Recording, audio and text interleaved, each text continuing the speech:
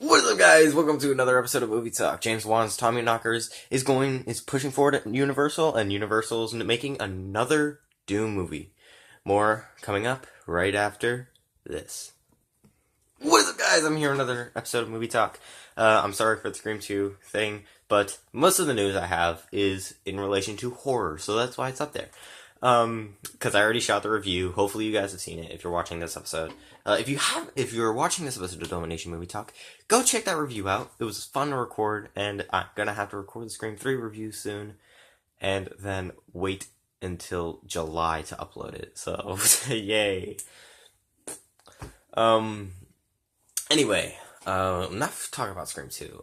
Let's just talk about the future of the series. And later in May, I'm gonna have to conclude the series for a little bit, like a hiatus. Same for reactions, because I won't really be having a device to react or do movie talk on. Because my computer stopped working, and now I'm using my school provided computer. So until I get a new computer, that's either for my personal use or until I go to school next for 9th grade. I won't be able to record movie talk or do anything in relation to movie talk unless I decide to print out articles for movie talk, which would be a lot easier on this part because they are not gonna fade off of the screen. But anyway, let's just get into the first story. James Wan's The Tommyknockers is moving forward at Universal. Now, for those of you who don't know, The Tommyknockers is written by Stephen King. And it is very, they made a miniseries of it back in the 90s, I believe. It was 1993 on ABC. It was 3 years after it came out on ABC, and it's 2-part miniseries. But it says here on Screen Rant, all of these articles are from Screen Rant. You can find all of them down in the description. Stephen King's science fiction novel The Tommyknockers will soon be adapted for the big screen, with Aquaman director James Wan producing as Universal wins a bidding war for the film's rights. In the horror genre, the Malaysian-born Wan, I'm so sorry if I'm pronouncing that nationality incorrectly because I hate doing that, is undoubtedly one of its key figures. At film school during the early 2000s, he formed a friendship with Australian screenwriter Lee Whannell, and their creative bond ultimately inspired the Saw franchise. I don't English right now. Wan directed the original 2004 film, produced for $1.2 million, and its massive box office success, $103.9 million, spawned 7 follow-ups, 2017's Jigsaw being the most recent installment. This past decade, Wan has directed several high-profile horror films, most notably the first 2 Insidious productions, along with the first 2 chapters of the Conjuring franchise. After executive producing films all over the past 2 years, Wan returns to directing in 2018 with Aquaman. Now, I'm really looking forward to this because he is a fantastic horror director. If you have seen if you've seen the Conjuring films, the first 2 Insidious films, which in my opinion are the first 2 Insidious films are the best Insidious films, and you've seen Furious 7, he did direct Furious 7. I think that is the only action movie he's ever filmed. I could be wrong about that. Directed, and I could be wrong about that. He directed the first Saw film, which is the best Saw film. Let's just get that out of there. That is the best Saw film ever made. Anyway, it says, continuing the article, per Deadline, the Tommyknockers adaptation Wan's producing landed at Universal Pictures after an auction in which Netflix and Sony were also bidding. Oh my god, Jesus Christ, where's my remote? I hate when that happens, but it has to happen sometimes. After an auction, Universal Pictures will distribute the film, and the producers of ABC's 1993 television adaptation, Larry I don't know how to say that, will join the team. As co-producer, Wan will oversee the film through his production company, Atomic Monster, which was founded in 2014. Though Wan is on board as a producer, the Tommyknockers adaptation does not yet have a writer or director. Um, I think it's pretty safe to say that James Wan is probably going to direct the film. That, or he's not only going to produce it, but he's also going to write it. He's also a he's a very good storyteller. Um, I don't remember if he wrote Annabelle, but if he didn't, he did a good job by not doing so. And if he did, it was a poor mistake because whoever he co-wrote it with, because there's no way he would have wrote that piece of garbage on its own. Anyway, Atomic Monster has produced Annabelle 2014, The Conjuring 2 2016, Lights Out, which also came out in 2016, and Annabelle Creation, which came out last year in 2017, all of which greatly surpassed their relatively modest production costs. Later this year, Atomic Monster will release The Nun, starring Thaisa Farmiga and the children, featuring Linda Cardellini, who previously starred in the Netflix original series Bloodline.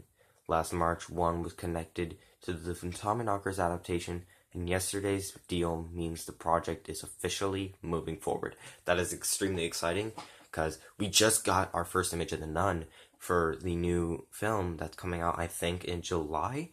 Really looking forward to that film. I can't wait to see it, because I do love the first two Conjuring films. Maybe I should do reviews. Maybe you guys should let me know if you would want me to do reviews of the Conjuring universe. I know I'm definitely going to review The Nun. That is one of my most anticipated films of the year. Definitely my second most anticipated horror movie of the year. If you count, what is it? A Quiet Place as a horror film, which I don't. I don't personally consider it a horror film. I consider it a thriller. But if you guys like to consider it a horror film, I guess that's okay with you guys, because it can go either way for me. It doesn't really matter. Released in 1987, The Tommyknockers takes place in Maine and examines the effects of a supernatural gas on a community. With this latest news, the momentum continues for King, as 4 adaptations were released in 2017, including The Dark Tower, Gerald's Game, which was on Netflix, 1922, which was also on Netflix, and It, which earned over $700 million on a $35 million budget.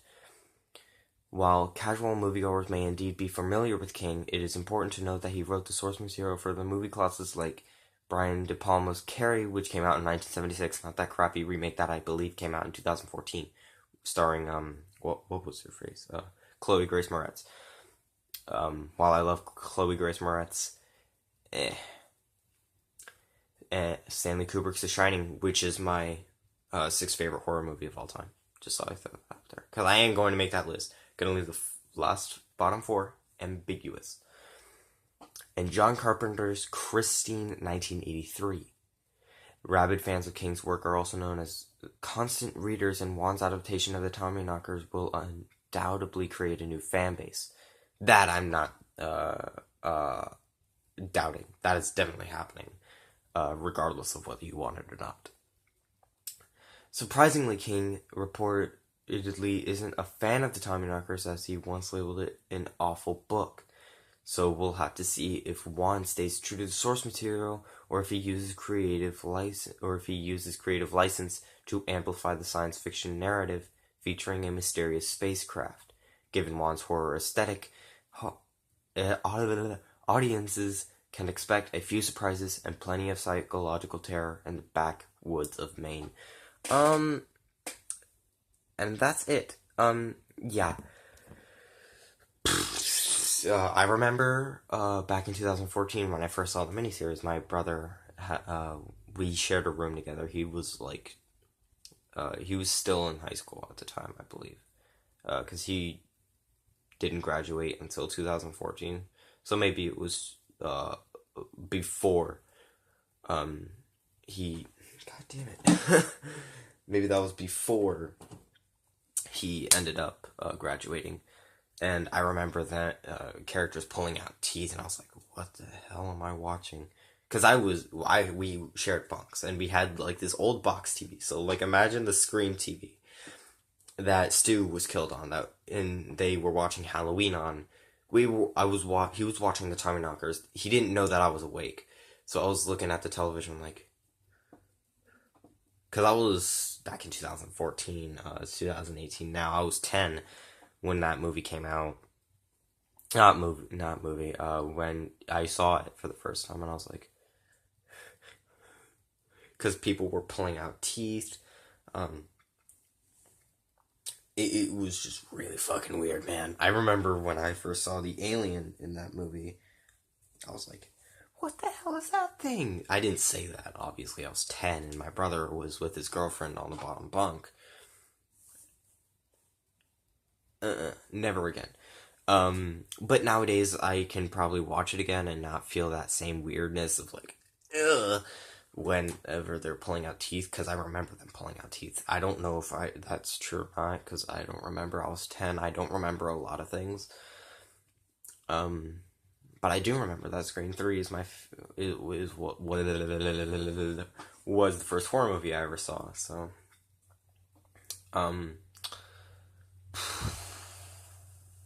so yeah, that's my history with the Tommyknockers. I mean, having read the book, I think helps, because obviously, if you've read it, almost all of Stephen King's novels tie in to it in some way, shape, or form, even if it unintentionally. Some of them tie into it. Tommyknockers is definitely one of them, because in the book there's a thing mentioning glowing eyes in a sewer. So we know that's Pennywise.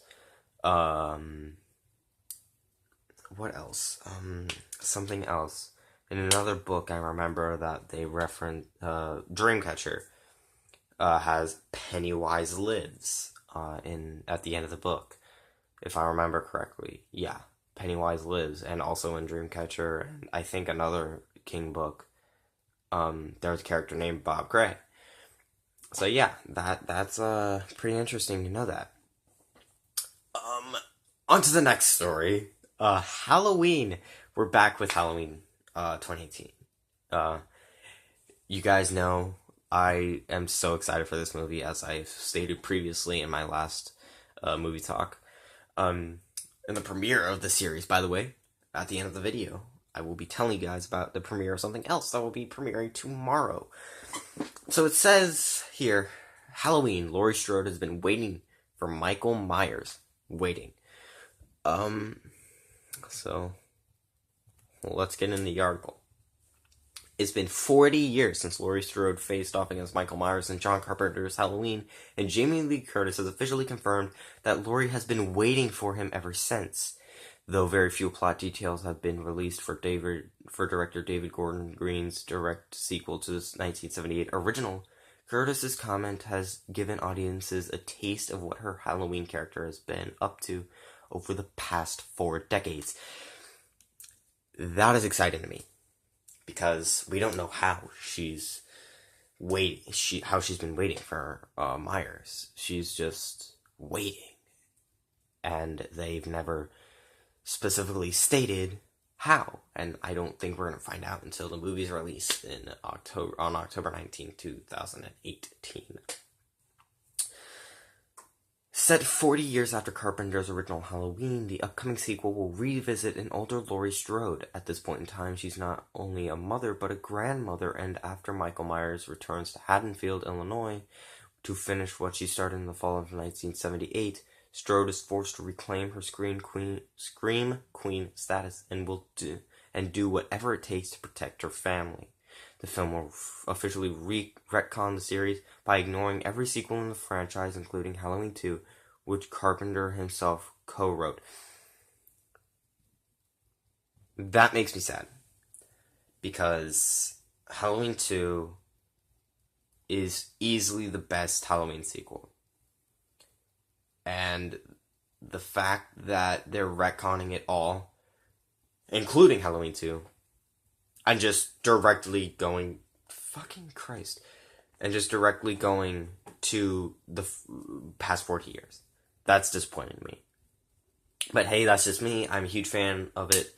Other people don't like it, but I do. I personally love Halloween 2. So, there you go. My opinion on Halloween 2. By the way, I might be reviewing the Halloween franchise next year. Hey. In response to the first Halloween 2018 poster being released online, Curtis tweeted her excitement while also cluing in fans on how her character has handled the past 40 years, saying, "In exactly 6 months, after exactly 40 years, Michael Myers returns to Haddonfield, but Laurie Strode has been waiting for him." So while this might not be the detailed synopsis that fans have been anticipating, it still speaks volumes to Laurie's evolution while not even nodding to how her character was handled in the disregarded sequel, Halloween H2O. Fuck that movie, first of all.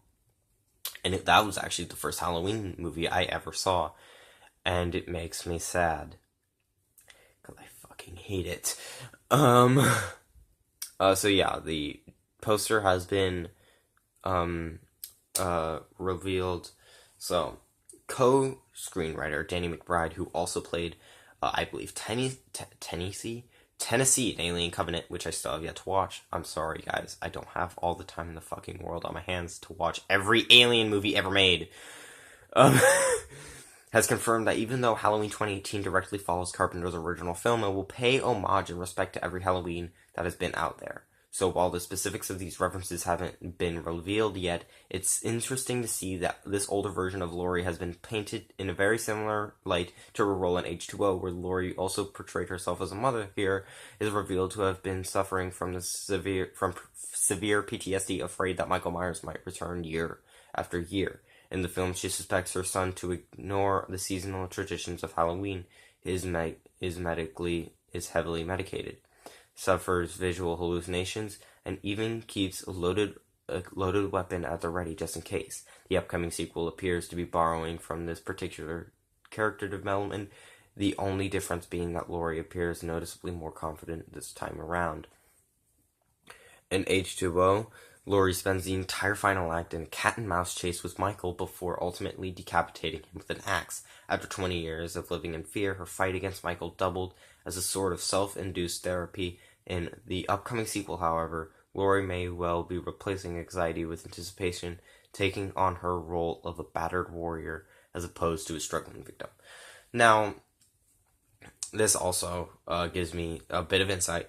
Now, do I think that Laurie Strode is going to die in Halloween 2018? Hell yeah.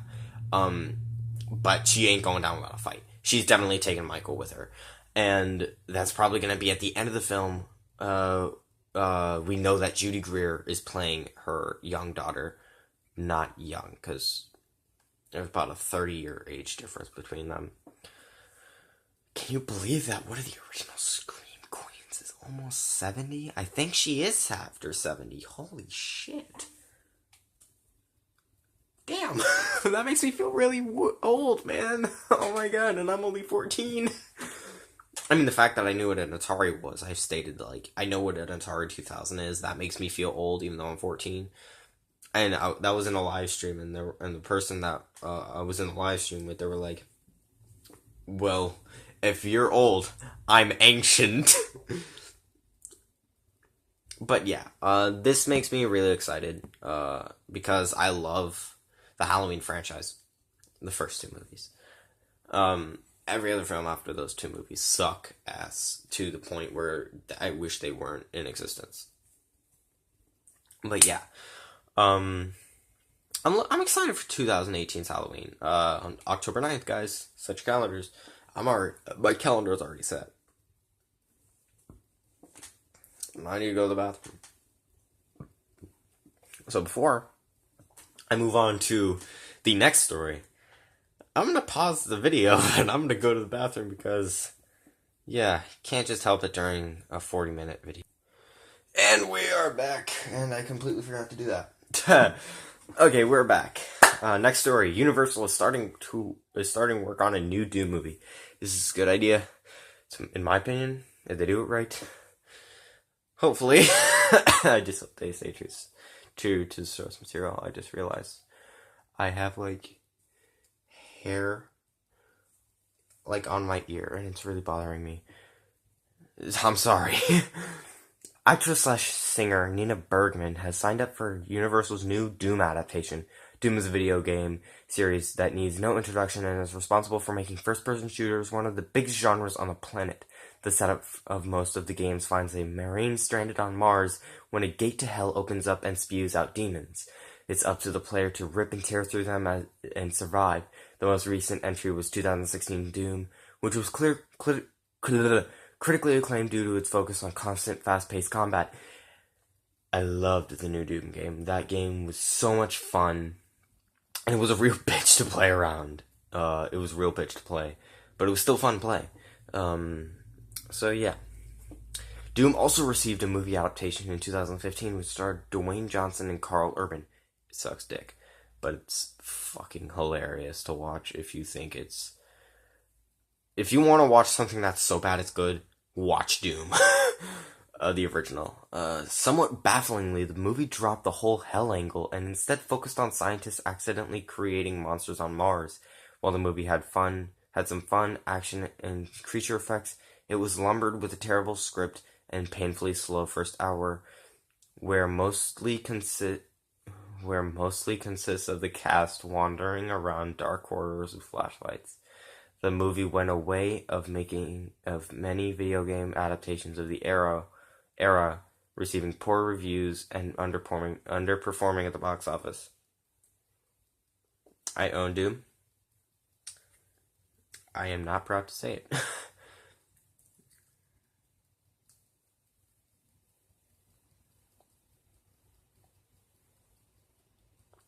I'm sorry, I have a habit of picking up my skin. Anyway, there were rumors a few years ago Universal was thinking of rebooting Doom with a new 3D movie, but nothing official was ever announced. Now, news about a new Doom movie comes from Bergman on her Twitter account. Bergman doesn't reveal anything about the story or the other cast members, but she sounds stoked about being part of the project.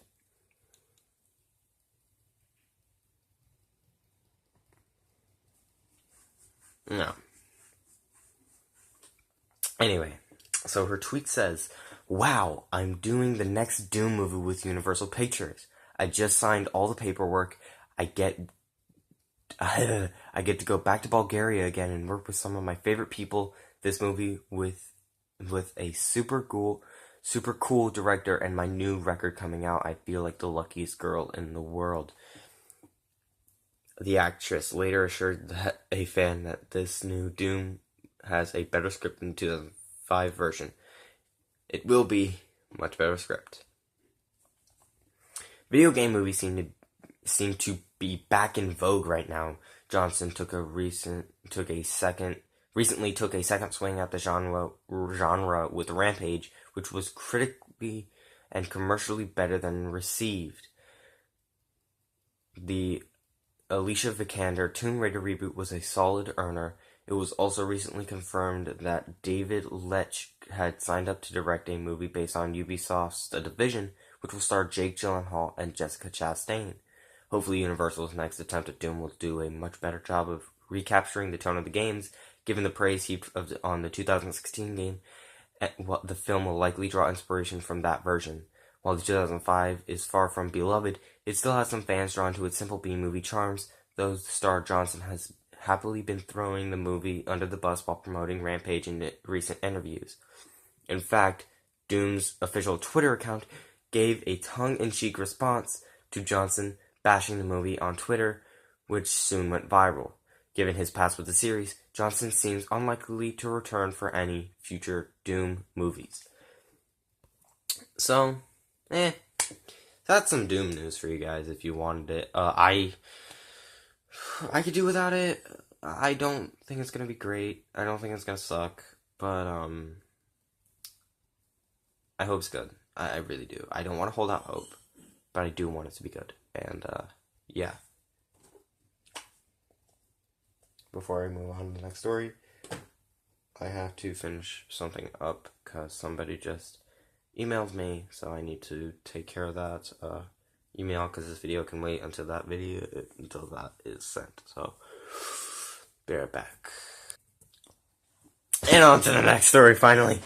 That took a little bit of time. Jason Momoa and James Wan get hyped to start the Aquaman press tour. Holy shit, so excited for Aquaman.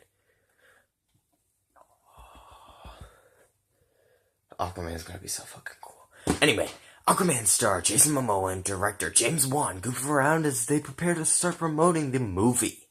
After a year that featured great success with Wonder Woman and the lackluster reception to Justice League, Warner Brothers and DC Films return in 2018 with Aquaman. The larger plan for the DC Films universe is known, but the studio has a handful of projects in various stages of production. David F. Sandberg is currently filming Shazam, and Patty Jenkins is preparing Wonder Woman 2 for a summer shoot. But before either of those films hit theaters, Wan will release his DC movie later this year. I need to do it. Shazam! Okay. I just had to do that. I wanted to do that. I wanted to do the Shazam thing. Because I felt like I had to. Anyway. Aquaman is currently set for a December release date where it will compete with other major studio blockbusters. The cast of Aquaman recently returned for additional photography, but they'll soon turn to the next stage of rolling out a massive superhero movie promotion. An Aquaman trailer has yet to debut, though according to Wan, that's simply because VFX aren't quite ready. Still, Wan and his star are embarking on the first bit of promotion for Aquaman. Seriously, like, when the fuck are we getting that teaser, or at least the trailer, because I want it! I want it now! I want it. I want it now. Okay. Okay. Hurry up with your VFX, bro. I really want that Aquaman trailer. My camera just turned yellow for a second. I look like I had jaundice. No offense to anybody that actually has that. That is a very serious problem that we need to fix in our world. Anyway, Jason Momoa posted a video on Instagram of him attempting to scare Wan as the director boarded a private plane, though Momoa isn't very successful in the movie in scaring the horror master. Yeah, that's ironic. You trying to scare the master of horror. Second to me, Wes Craven is number one and will always be number one until James Wan does something incredible that is over a Nightmare on Elm Street. And like literally almost all of my top 5 horror movies of all time are almost all Wes Craven directed. Anyway, the actor did reveal in the caption of the post that he and Wan are gearing up for the Aquaman press tour. Take a look at the post below.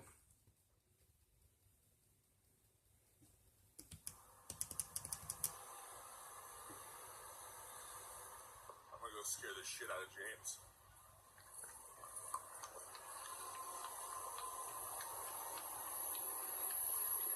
Daddy's gonna get on that flight.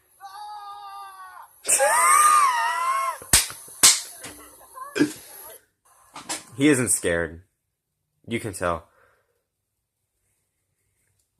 Trying to scare a creepy puppet doesn't work. Warming up for our press tour, Aquaman is coming. Aloha. Creepy Puppet is actually the official Instagram account of James Wan. I really like that name because Billy the Puppet, Creepy Puppet. Anyway, Billy the Puppet is very fucking creepy. Though neither Mamora, god damn it, my mouth does not want to use any actual words. Though neither Momoa nor Wan specify where they're going to start promoting Aquaman, it's likely they're headed to Las Vegas, Nevada for CinemaCon 2018, which kicks off April 23rd, which is Monday. Warner Bros. Is set to give a presentation of their upcoming slate on April 24th from 4 p.m. to 5:45 p.m. Pacific Standard Time, 7 p.m. through 8 and 7 p.m. through 8:45 p.m. Eastern Standard Time. Since Warner Bros. Debuted a new Justice League trailer and showed Aquaman concept art at CinemaCon last year, it's almost certain the studio will preview Aquaman as their only DC movie releasing. As it's their only DC movie releasing in 2018, the studio may also preview Shazam, but it won't be as extensive as Aquaman. It's likely Warner Bros. Will debut the first Aquaman trailer at CinemaCon, but that doesn't necessarily mean that does not necessarily mean that it will be released online at the same time. Trailers and footage screened at CinemaCon and other conventions have Unfinished VFX. Remember, Warner Bros. Never released the Aquaman footage from San Diego Comic-Con 2017. So if the Aquaman trailer or footage screened at CinemaCon isn't quite finished, it won't be released to the public until the VFX is fully polished. Yeah, that kind of bothered me that we didn't get to see the SDCC Aquaman stuff. I really wish I could have gone to SDCC last year, and specifically the Warner Bros. Panel, because I want to see that Aquaman footage. I really do. Ugh. I really want to see that Aquaman footage. And I really hope that the VFX guys get their stuff together before Monday, because CinemaCon's literally 2 days away. We're so close to CinemaCon at this point. I don't think there's no way we're not going to get close to it. Anyway, as we get closer to Aquaman's December release date, Warner Bros. Will no doubt kick off promotion for the film soon enough. It's possible fans may have to wait until this summer's Comic-Con International in San Diego for the first trailer. However, with so many blockbusters hitting theaters in May and June, Warner Bros. May unveil it earlier so that it can play in theaters with some of the year's biggest releases. We'll have a better idea of when to expect the trailer once Warner Bros. Holds its presentation at CinemaCon this week, but for now, fans can get hyped that the star and the director of Aquaman are embarking on their first part of the film's press tour. Whew, that was a mouthful. It makes me more excited because, A, Amber Heard is so fucking hot. I want to see her more, bro. She's so fucking hot. James Wan is a fantastic director, so I have literally, in any form of the word, I have all the faith in this man. Because we already know everything James Wan does is a hit. Like, seriously, everything he does is a hit. It all depends on the actors and actresses. Amber Heard is a solid actress. Jason Momoa, solid actor. Plus, Amber Heard's so fucking hot, so she doesn't even really have to try to act. She's just so fucking pretty, we just don't even have to try. It's truth, guys. You can't say that's wrong. If I had an editing software that would actually let me upload a 40-minute video onto that editing software and not cost me all of the space on my phone, I would definitely insert an image of her, like, right here. God damn, she's so beautiful, man. I think I have a thing for redheads. I don't know. I may have a thing for redheads. But, on to my second to last story. Holy shit, guys. I'm so hyped for this.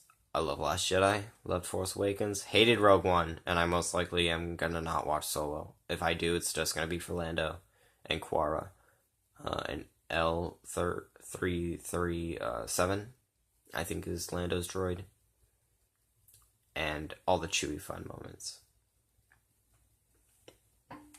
So, and Vader, because Vader's gonna be in it. That's all I'm gonna watch it for, because I hate the character of Han Solo. I'm sorry to anybody who likes Han Solo in Star Wars. I don't. He's my least favorite character in the entire franchise, other than Jar Jar Binks. He's my second least favorite character. Anyway, Star Wars 9, possibly casting expanded universe character, and it shows Mara Jade, I think that is, on the picture. A major EU character could be joining the cast of Star Wars Episode 9, which is still untitled, even though its working title is Star Wars Black Diamond. The working title is not Star Wars Black Diamond. The working title is just Black Diamond, which there's a fun trivia thing if you want to use it on a first date and impress somebody like that. Just like you can impress somebody on a first date if you're both horror fans, that Jason got his mask first from Shelly in Friday the 13th Part 3. If they didn't know that already. Anyway, Lucasfilm has been very successful in relaunching Star Wars while they're experimenting with standalone stories. They're still moving the Skywalker saga forward. However, the decision made in Star Wars The Last Jedi that was completely unintentional. I just had to yawn. Left the fandom divided, leaving it up to J.J. Abrams. Fucking Christ, stop doing that shit on me. moving the Skywalker saga forward. Anyway, leaving it up to J.J. Abrams to come back and try and finish off this trilogy in strong fashion. There isn't much known about Star Wars 9 at this point, which comes from the overall secrecy surrounding the franchise, but also thanks to the changes in Episode 9 has undergone. Abrams only returned to direct after Colin Trevorrow exited, and the story had to be completely retooled following the death of Carrie Fisher, since Leia was set to have a major role. Dude, when Episode 9 comes out, it will have been almost 3 years since she passed. What kind of a video am I gonna do when Mark passes? When Harrison passes? Even though I don't like Solo, he's a fantastic actor.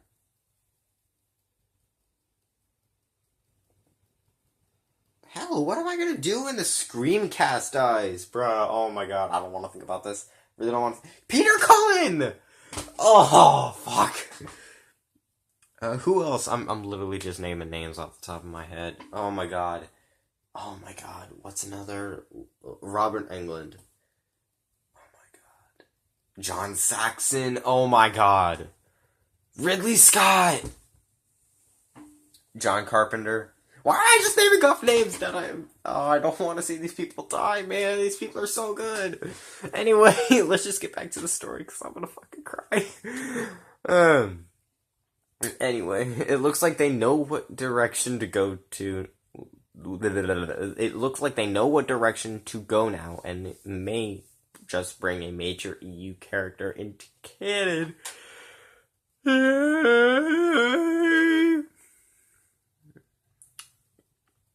That hashtag show reports Star Wars Episode 9 is looking to cast a new prominent female character. The role is described as female lead and is looking at actresses between 40 through 50 years old. The part that will catch the attention of most fans is that she's currently being called Mara, as in possibly Mara Jade, Luke Skywalker's wife, in the new non-canon novels. Now non-canon novels. Dude, Mara Jade was one of my favorite characters in the EU. And when Disney acquisited Lucasfilm and completely scrapped all of that stuff, it really pissed me off. Before we get into whether or not this could be Mara Jade and how she could have been used if it is her, and how she could be used if it is her, this character may fill the role left void by Leia. Those involved with the franchise have looked at the trilogy as giving a major role to the original stars. The Force Awakens gave Harrison Ford a big role in his send-off, and The Last Jedi did the same for Mark Hamill. It was expected for Leia to have a similarly large role in Episode 9, but that is no longer an option, considering they know better than to not recast Leia. However, it seems they still want some sort of older female character, possibly to help mentor Rey, involved, and that's where Mara comes in. In the EU books, Mara Jade is a former assassin for the Emperor before becoming a Jedi Knight and marrying Luke. That is not part of Luke's canon backstory, however, so if this character is Mara Jade, it'll be different. It'll be a different take on the character, possibly even with a new name. Mara is just her name in the casting calls, and movies traditionally change them for the actual film. Lucasfilm has done things similarly by making Ben Solo, aka Kylo Ren, Adam Driver, a new take on Jason Solo, aka Darth Cassius. If they do the same for Mara, her name could be different, but the backstory and Force abilities could still be a part of her. As for how this character will factor in Episode 9, it is still too early to tell. She could be a mentor figure to Rey and other Force users she met in the same time since The Last Jedi. But maybe she could even be another villain that works with Kylo, with production set to begin this summer. It shouldn't be too much longer before more story/character details are revealed, and the actual role is cast. I think if they're going to put Mara Jade in the actual God damn it. If they're gonna put Mara Jade in the actual, like, canon.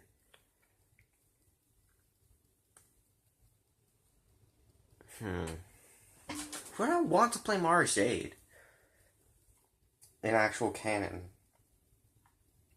Kate McKinnon. I'm not joking about that. I really want Kate McKinnon to play Mara Jade. I think she could pull it off. She is both a comedian. She's also... I think that if they're going to make Mara Jade an evil character, that she could portray, like, that evil, psychotic Star Wars character that we've all been looking for. Like the Emperor. Ian McDiarmid did a great job portraying the Emperor, so maybe she could pull off the Emperor of the new trilogy that Andy Serkis could never give us. Fucking... That was so dumb in The Last Jedi. That's the one thing I don't like about The Last Jedi. Other than Canto Bight is Snoke. On to our final story of the night. Holy shit, we're finally at the final story, guys. It took me almost 2 hours to shoot this video. And it's not even an hour long! Fuck. Oh, I know how to shoot stuff so well. Anyway, it stars Sophia Lillis headlining Nancy Drew film. Why it shows this, I don't fucking know. Sophia Lillis is hot. Let's be honest. I'm allowed to say that. She's older than I am. Let's just let that sink in for a second. My friend also thinks that she's hot. And that's after that scene in It.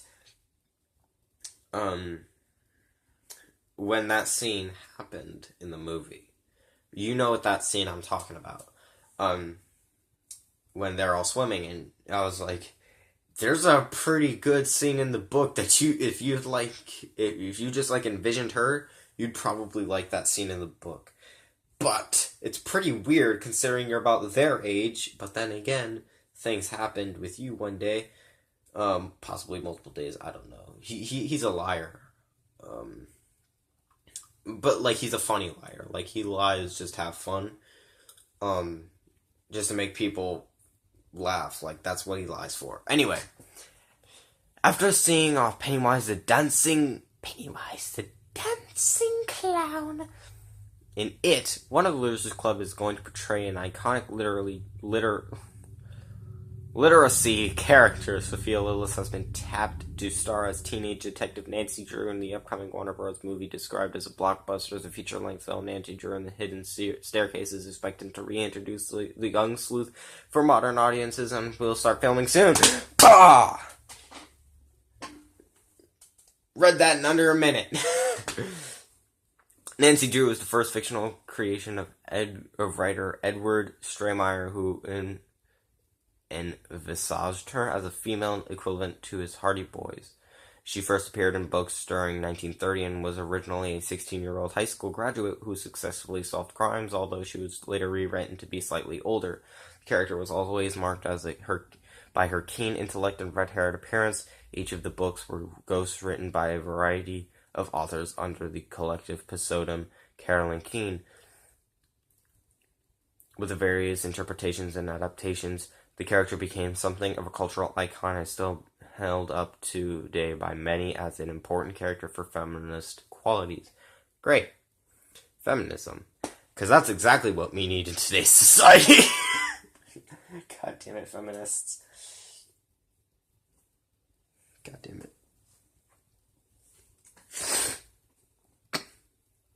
Now, Deadline has reported that Lillis will play the title character in this latest attempt to bring her to the screen. It is reportedly a cinematic adaptation of one of the earliest stories called The Hidden Staircase, from the second volume of the Nancy Drew mystery stories published in 1930. It was written by Mildred Wirt Benson and follows mysterious disappearances and thefts occurring in local mansions. Although little is known about the plot or time period of this new film, it is likely to take some elements from several of the other stories. There is no news yet, but as to the director or rest of the cast, although Ellen DeGeneres is one of the producers and is believed to be starting production. Sorry about that too.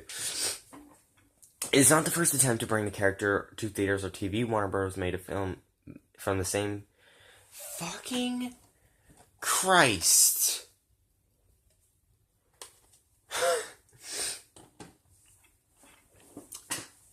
Made a film from the same source in 1939, which starred Bonnie Granville. For certain generations, Pamela Sue Martin Dynasty was most recognizable for playing her in ABC's The Hardy Boys / Nancy Drew Mysteries, which aired in the late 1970s. Emma Roberts, Scream Queens, played another updated version of her in the 2007 film called Nancy Drew. Most recently, however, there were 2 attempts to bring her to TV as an older sleuth, one with Sarah Shy playing her as an NYPD cop, and other with Nancy as a middle-aged author. Neither of these were picked up by their respective networks. However, Lillis would seem to be an excellent choice for the character, being the right age and appearance to play her, and with the talent to convince as a young detective. She picked up plenty of praise for her performance as Beverly Marsh in It, and will be reprising that role in It Chapter 2 with Jessica Chastain, starring as her older self. But before that, she will also be seen as a younger version of Amy Adams in HBO's Sharp Objects. More news on Nancy Drew and the Hidden Staircase as we get it. So yeah, just this. This was our news for today. I'm sorry, guys, if this disappointed you in any way. What did you expect? Last episode, it wasn't that big of it. Like, it was the premiere, so I wanted to do something a bit more, like, blockbuster-ish. But there wasn't anything really blockbustery happening, except for the Aquaman thing, the Halloween thing, the Star Wars thing, but that's it. That's really all that was happening. I just wanted to get some news out there for anybody who enjoys movie news. One of the Austin Powers stars died. So I guess that would be news, but I really don't want to talk about that because you just saw me with the Star Wars Episode 9 thing and how Carrie Fisher, and I was just labeling down a list of celebrities that when they die, I don't know what I'm going to do about. So yeah. That was it for this episode of Movie Talk. If you enjoyed this episode of Domination Movie Talk, be sure to follow me on Instagram and Twitter at the Domination, like the video, subscribe to the YouTube channel. If you want to read any of these stories, click the links down in the description below. Subscribe to my other YouTube channel, which I just uploaded my Avengers Infinity War Thanos Funko Pop review on Domo's Toys and Collectibles chest. Subscribe to that channel, and look forward to tomorrow when I will be uploading the first episode of my new podcast, which I forget the name of. One second, I just need to grab the paper that I have it on. Where's that paper? Here it is. I have the rest of my schedule. Hey, I know that movie. That's what the podcast is that's what the podcast is going to be called. And I can't wait to give that to you tomorrow. And until you all, and until next time, guys, this has been your boy Domo, Tololo1, peace out.